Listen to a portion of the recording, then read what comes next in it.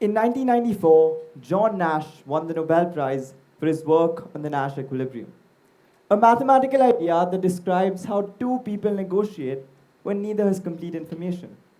Nearly 20 years before that, my grandmother had already mastered it in a small town in Haryana. Now, I know what you might be thinking, but no, my grandmother isn't some mathematical genius. Rather, she's never got the chance to complete her formal education. Yet, unknowingly, she's been applying the same principles over tomatoes and onions in vegetable markets. For most people, shopping for vegetables is a daily household chore. But those tomatoes and onions reveal something far more interesting. Think about the last time that you had a problem you needed to solve, a project or deadline that you were stuck on. What was your first instinct at that moment? I wish I had more time. I wish I had more help. I wish I was more prepared. From a very young age, we're taught that having more is better, and that the only logical response to not having enough is just to wait until you do. But what if that instinct is wrong? What if the very thing that we see as a limitation is the reason better solutions emerge?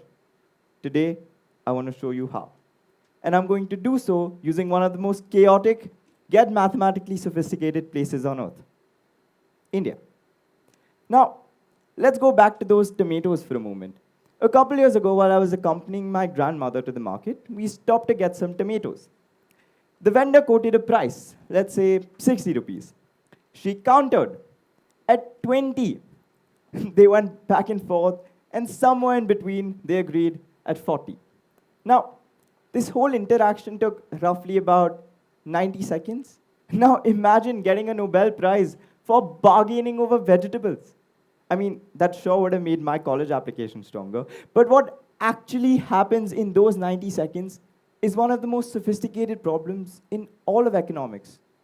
Two people trying to reach an agreement when neither has complete information about the other. The vendor doesn't know the maximum price she's willing to pay, and she doesn't know his costs. And because neither knows the other's limits, each move in that exchange becomes a calculated signal. The opening offer of 60 is an anchor, a device that biases every number that comes after it. Her counter of 20 isn't a genuine offer either. Rather, it's information, telling him that she has other options available. And when she starts to walk away slowly, now that's not my grandma being dramatic. That's what economists like to call demonstrating your butt now, your best alternative to a negotiated agreement. It is the mathematical measure of leverage in any negotiation. The stronger your outside options are, the more power you hold at the table. Now, my grandmother, like millions of Indians, doesn't know who John Nash is, and yet she arrives at the optimal outcome of a negotiation almost every single time, just by her pure instincts. The idea here is the same, but where John Nash used mathematics to see it, my grandmother just used tomatoes. This simple negotiation is a smaller version of a much larger idea: how people make things work when they do not have the complete information. And when we scale this idea up, we don't just get better bargains, we get systems that work beautifully under pressure. Let me introduce you to a logistical operation so precise, so consistent, and so stubbornly resistant to failure that it is performed to near perfection for over a century. Ladies and gentlemen, the Dabbawala system. Every morning, roughly 5,000 men set out across Mumbai to collect 200,000 lunch boxes and move them through a network of bicycles, local trains, and narrow footpaths to deliver each one to the correct office, the correct floor, and the correct desk, all before lunchtime. Now, this entire operation is run by people who, more often than not, haven't completed their primary education. Yet Harvard Business School flew out researchers to Mumbai to study it, because the Dabbawala system operates at an efficiency of one mistake every 6 million deliveries, a standard the business world likes to call Six Sigma. The same benchmark that multi-billion-dollar companies spend tons of resources every year trying to achieve. Now, the mechanism behind this is deceptively simple. Each lunchbox carries a set of color-coded markings that encode its entire journey through the network. When mathematicians formally studied the system, they found that it maps directly onto the same class of optimization that powers Google Maps. But the thing that I find most interesting about this entire process is that there was no single person who sat down and planned this. There was no whiteboard or organizing committee that sketched out the perfect route. It was just a group of men who wanted to make sure that people got their lunch on time. And they knew that they could not afford to get it wrong. So they didn't. Day after day, delivery after delivery, they perfected a system that already worked until it was flawless. A system simply built by 130 years of not having the option to fail. When negotiation shows us how individuals adapt to constraints, the Dabbawala show us what happens when an entire system does. But this system still has some structure. It has rules. It has color-coded markings. So the real question is, what happens when even that tiny bit of structure disappears? Now, I don't feel a conversation about India complete without mentioning the infamous Indian traffic. So, with a show of hands, how many people here hate waiting in traffic? Okay, for everyone who just raised their hands, you know exactly what I'm about to talk about. And for the people who didn't, well, after this talk, please teach me how you're so patient. Because by every formal model of traffic engineering, what happens on an Indian road every day should not be possible.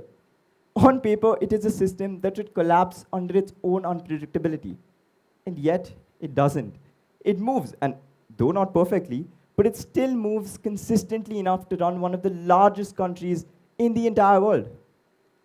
The Indian roads aren't driven by anyone having a complete understanding of the system. Here, no driver can see the entire picture, and no one is operating with a fixed plan in mind. Instead, every single person is reacting to what's directly in front of them, moving forward slowly, adjusting their position, reacting to each other's subtle cues. Here, every decision is small, often imperfect, and made with limited information. But when these decisions come together, they begin to align harmoniously. And that's when the traffic moves. Slowly, but steadily, until everything eventually starts to look ordered. Now, if this entire situation sounds familiar, it should, because all of these three examples have one common thread through them that isn't talked about enough.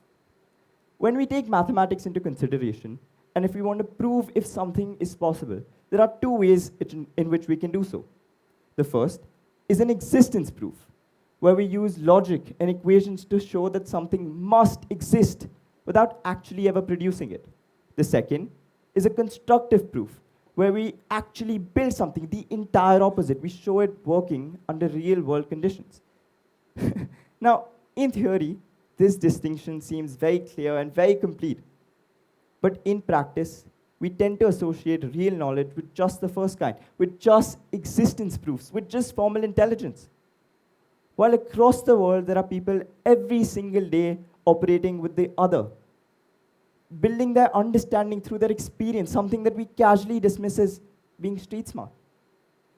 John Nash showed us mathematically that an optimal outcome in a negotiation must exist.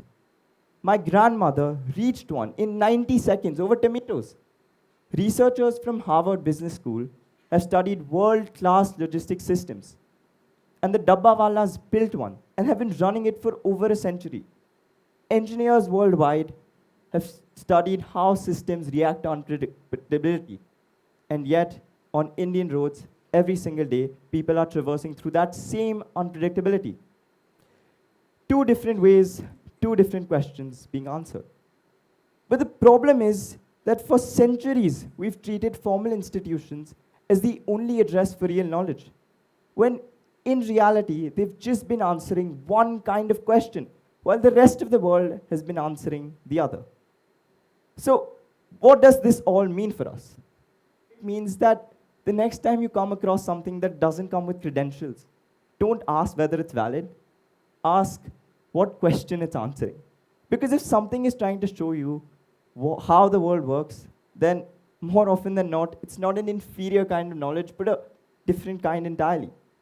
And if you still don't believe me, just imagine what would happen if every single person on an Indian road waited for complete clarity before moving forward. We'd all still be in our cars on the way to this auditorium because the traffic would not move. The solutions that we're looking for aren't in some future version of ourselves with more clarity and more time. They're very well within reach. Sometimes knowledge comes from understanding. Sometimes knowledge comes from experience. And sometimes knowledge even comes from my grandmother's tomatoes. And to understand that, we don't need certainty. We just need to start. Thank you.